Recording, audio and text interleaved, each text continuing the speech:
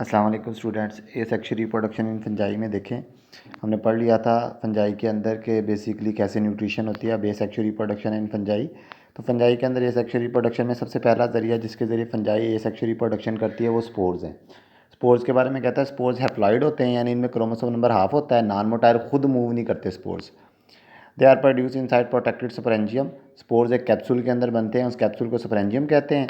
और स्पोर्स को बिखरने के लिए पानी की ज़रूरत नहीं होती। दे डिस्पर्स बाय विंड, एनिमल्स और बाय रेन सप्लाइज। इन्हें एक जगह से दूसरी जगह जाने के लिए एनिमल्स, हवा या बारिश के छींटों की ज़रूरत होती है। अभी कुछ बच्चे सोचते हैं कि अभी सर ने कहा था कि पानी की ज़रूरत नहीं होती और अभी बारिश के छींटे कह रहे हैं।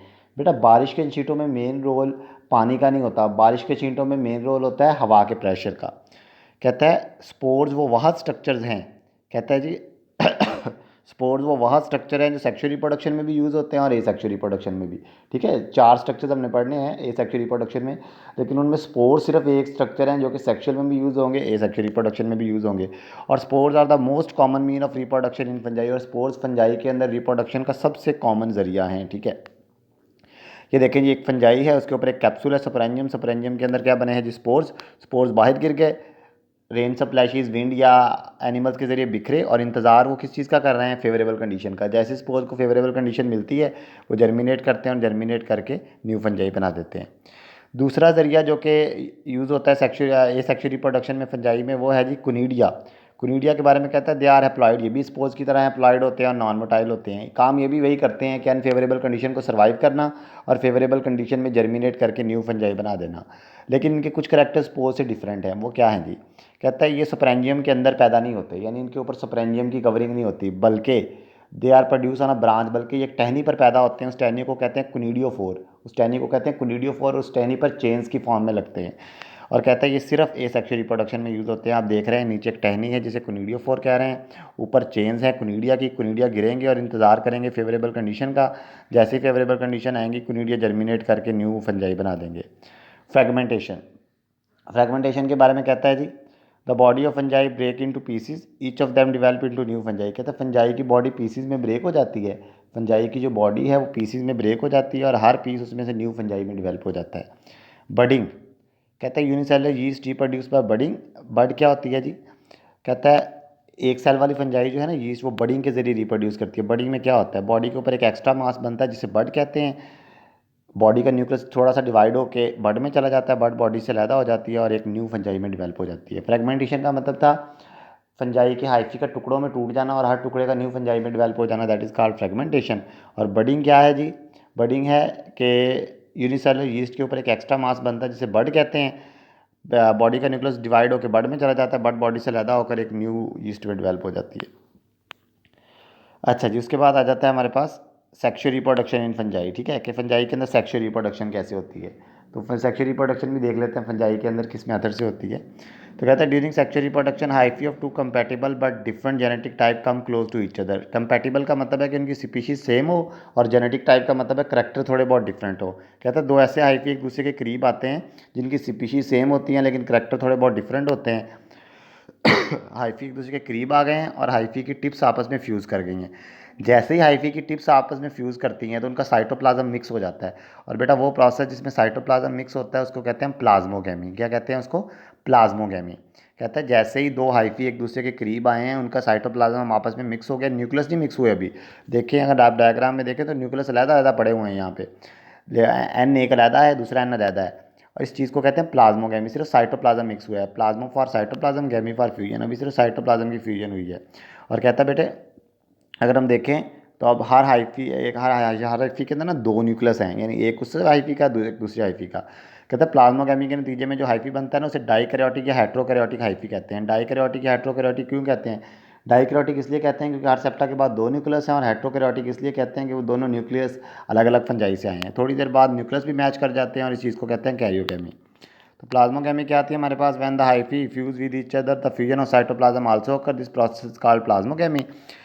डाइकैरियोटिक और हेट्रोकैरियोटिक हाइफी क्या है जी? As a result of plasmogamy the dikaryotic और heterokaryotic hyphae is formed. It is called heterokaryotic because it contain two nuclei from two different genetic type. It is called dikaryotic because it contain two nucleus after each septa. Dikaryotic इसलिए कहते हैं क्योंकि हर septa के बाद 2 nucleus होते हैं, और हेटेरोकैरियोटिक इसलिए कहते हैं क्योंकि वो दोनों न्यूक्लियस अलग अलग फंजाई से आए होते हैं। उसके बाद आ जाता है karyogamy. After some time from plasmogamy nucleus also undergoes fusion. Karyogamy होने के बाद न्यूक्लियस भी आपस में मिलते हैं, और इस चीज़ को क्या कहते हैं, प्लाज्मोगैमी होने के बाद अब कैरियोगैमी होती है, जिसके दौरान न्यूक्लियस भी आपस में मिल जाते हैं। During after some time from plasmogamy nucleus also undergoes fusion, the process called karyogamy. इस प्रोसेस को कहते हैं karyogamy. On the base of sexual reproduction fungi divided into 4 groups. कहते हैं सेक्सुअल रिप्रोडक्शन की बेस पे फंजाई को 4 ग्रुप्स में डिवाइड किया गया है। वो 4 ग्रुप्स कौन से हैं? जाइगोमाइसीट्स, एस्कोमाइसीट्स, बेसिडियोमाइसीट्स एंड ड्यूट्रोमाइसीट्स। तो हमने पहले पढ़ना है जाइगोमाइसीट्स को। जाइगोमाइसीट्स को दूसरे वर्ड में जाइगोमाइकोटा भी कहते हैं। कहता है जी जाइगोमाइसीट्स को दूसरे वर्ड में जाइगोमाइकोटा या कॉन्जुगेटिंग फंजाई भी कहते हैं। कॉन्जुगेटिंग का मतलब है ये हाइफी एक दूसरे के करीब आते हैं। कहता है अगर हम इसके जनरल करैक्टर देख लें तो ये सीनोसाइटिक होती है। सीनोसाइटिक का मतलब होता है कि इसके हाइफी ए सेप्टेट होते हैं, उनके दरमियान पर्दा या क्रॉस वॉल नहीं होती। They reproduce A sexually with the help of spores. A sexual reproduction spores के जरिए करती है।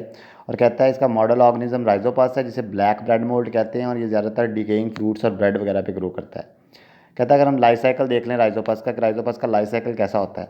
सबसे पहले हमारे पास एक राइजोपस है, उसके ऊपर स्पोरेंजियम है। स्पोरेंजियम के अंदर स्पोर्स बनेंगे, 2 अलग अलग स्पोर्स अलग अलग किस्म के हाइफी बनाएंगे, एक पॉजिटिव एक नेगेटिव हाइफी। पॉजिटिव और नेगेटिव हाइफी एक दूसरे के करीब आएंगे, उनका साइटोप्लाज्म मिक्स हो जाएगा यानी प्लाज्मोगैमी हो जाएगी, और जो स्ट्रक्चर बनेगा प्लाज्मोगैमी के नतीजे में यहाँ पर जो स्ट्रक्चर बना है, वैसे तो उसे डाइकैरियोटिक हाइफी कह देते हैं, लेकिन यहाँ पर उसका नेम रखा गया गमेटेंजिया। क्या कह रहे थे उसे? गमेटेंजिया।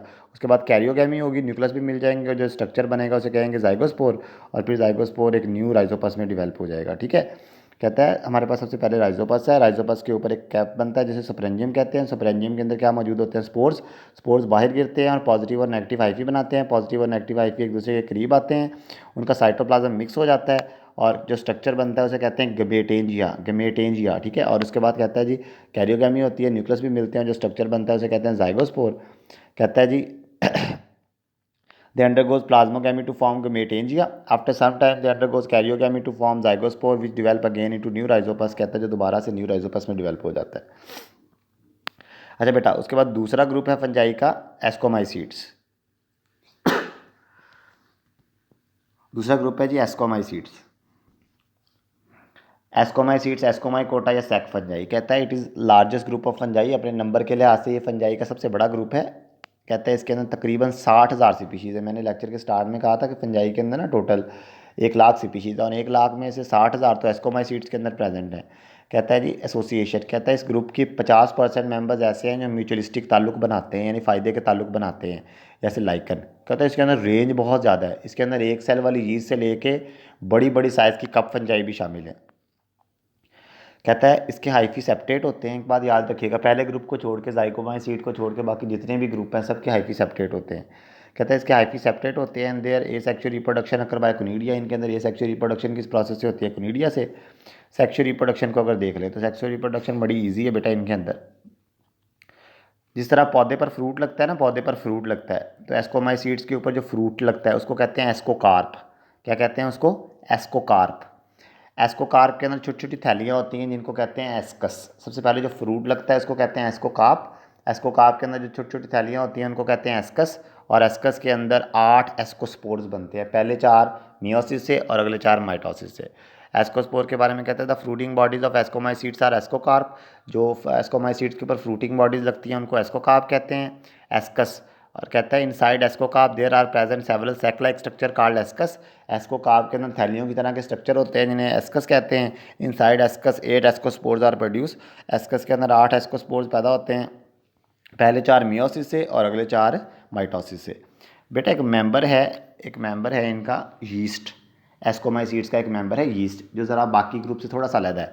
कहता है it is a unicellular fungi. पहली बात तो ये मल्टी सेलर नहीं है, यूनिसेलर है। It can reproduce similar to all 3 groups zygomycete, ascomycete and basidiomycete. इसकी खास बात यह है कि सेक्सुअल रिप्रोडक्शन सारे ग्रुप से कर लेता है, यानी सारे ग्रुप्स के मेथड से सेक्सुअल रिप्रोडक्शन कर लेता है। जाइगोमाइसीट वाले से भी, एस्कोमाइसीट वाले से भी, बेसिडियोमाइसीट्स वाले भी।